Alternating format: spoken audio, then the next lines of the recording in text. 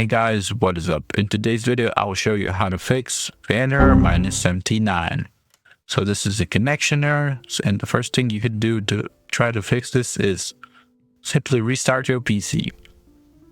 After restarting your PC, try relaunching Valorant. Now, if that doesn't work and you get the error again, the next thing you should do is go to add or remove programs.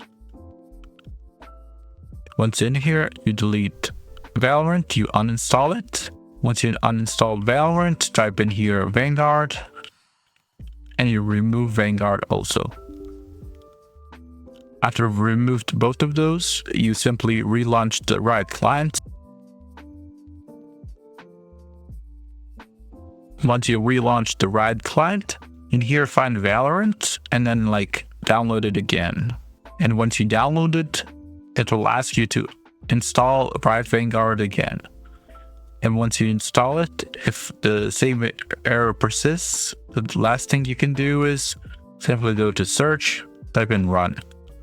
Once in run, type in this services.msc, click OK.